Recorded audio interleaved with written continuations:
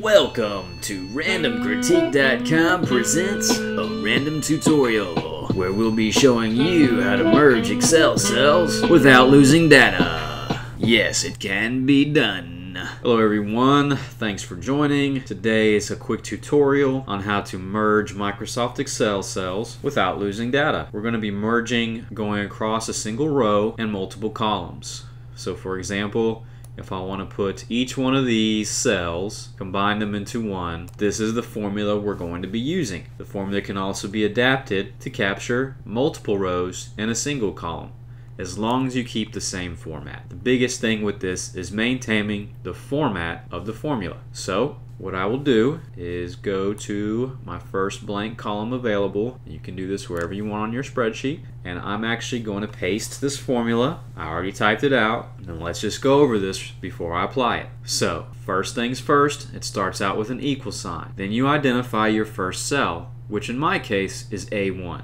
followed by an ampersand, also known as the AND sign, also known as Shift 7. Finally, you have a quotations. Now, after my beginning, I have elected to put several spaces because I would like the finished product to have a large space in between the first column of data and all the rest.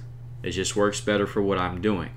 Point being that you can put spacing in between any of the cells to whatever specifications you desire. If you don't want spacing at all, that's fine. You would simply remove the space or don't put it in when you're typing. I have a single space in between each of my columns because that's what will look good to me for this particular project. What you'll notice is that the first and last cells have only one ampersand and only one quotation, whereas all the cells in the middle that I'm using have quotation, ampersand, name of the cell, ampersand, and close quotation. Now I know that Excel is interactive and you can click on cells to show the formulas what you're trying to do. I did not do this. I typed this out by hand, each character one at a time all the way. There may be an easier way to do this, more efficient, less time consuming. I have not discovered it yet. This fit my needs adequately and did not take me too much time, so I'm sharing this method. However, if you do have a better method, please leave the information in the comments below so we can all learn together, okay? Again, pay close attention to your first and last, the formatting on that. It's different than the formatting for everything in between. And this spacing here is strictly for my purposes. So I'm going to hit enter,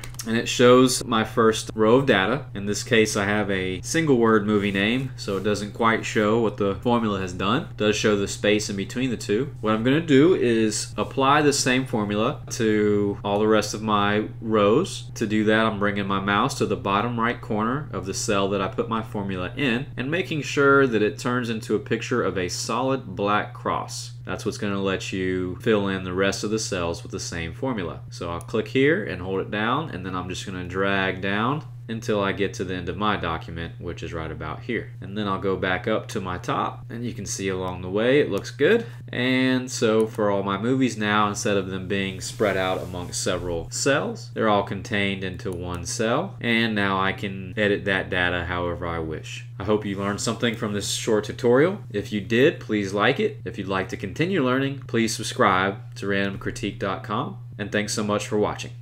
Peace.